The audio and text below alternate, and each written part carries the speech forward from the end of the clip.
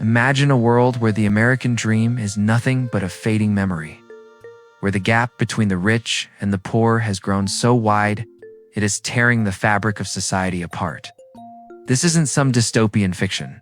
It's the reality we're living in right now. And one man has been sounding the alarm for decades. His name Noam Chomsky.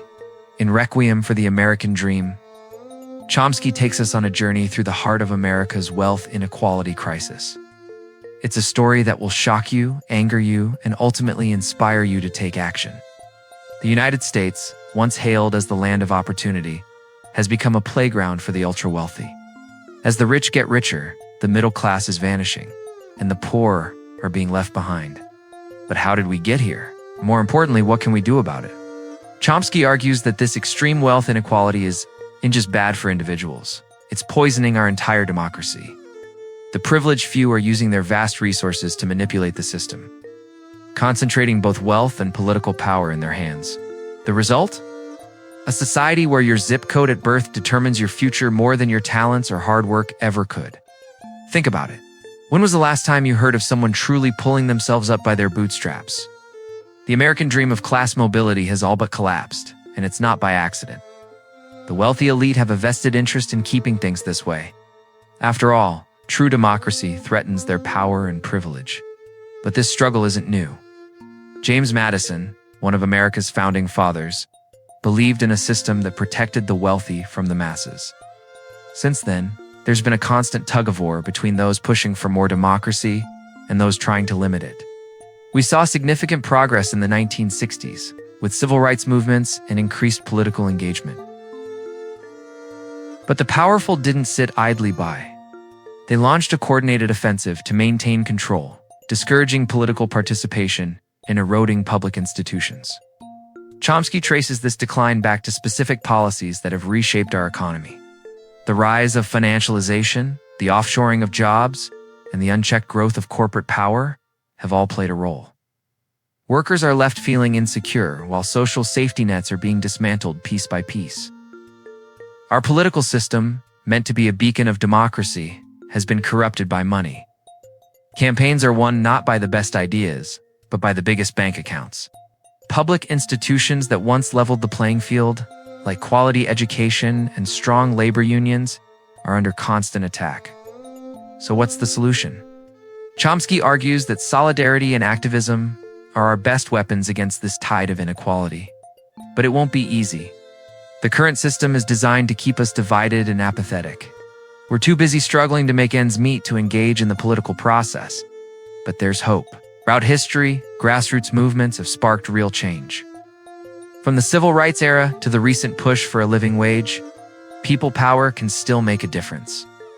The future of American democracy depends on our ability to come together and reclaim it. From the grip of concentrated wealth and power, it's time to wake up and take action. We can't afford to let the American dream become nothing more than a footnote in history books. The fight for a fair and just society isn't over. It's just beginning. Chomsky's message is clear. The stakes have never been higher. Will we allow a tiny elite to continue shaping our world for their benefit? Or will we stand up, speak out, and demand a system that works for all of us? The choice is ours, and the time to act is now. I guess if we don't, we might just find ourselves living in a world where democracy is nothing more than a distant memory. And the American dream is truly dead. But it doesn't have to be this way. We have the power to change course, to rebuild a society based on fairness and opportunity for all. It won't be easy, and it won't happen overnight.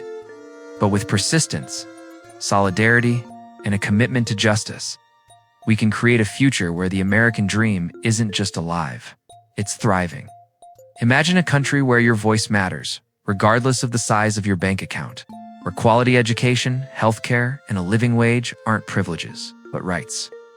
Where the halls of power are filled with representatives who truly serve the people, not just the highest bidder. This isn't some utopian fantasy. It's the America we were promised, and it's the America we can still build if we're willing to fight for it. Chomsky's warning is a call to action. It's time to get involved, to educate ourselves and others about the forces shaping our society. Join local organizations fighting for economic justice, Support candidates who prioritize people over profits. Use your voice, in person, online, and at the ballot box to demand change. Remember, the powerful few are counting on our silence and complacency. They want us to believe that this is just the way things are, that we're powerless to change the system. But history has shown time and time again that when people unite and demand better, even the mightiest structures can be transformed. The road ahead won't be easy. We'll face opposition, setbacks, and moments of doubt. But we have something more powerful than money or influence on our side. We have each other. When we stand together, there's nothing we can't accomplish. So, let's not just mourn the American dream. Let's revive it. Let's build a society that lives up to its promise of liberty and justice for all.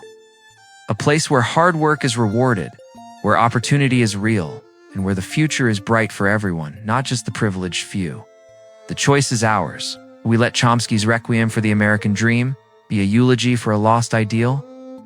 Or will we use it as a rallying cry, a blueprint for building the just and equitable society we know is possible?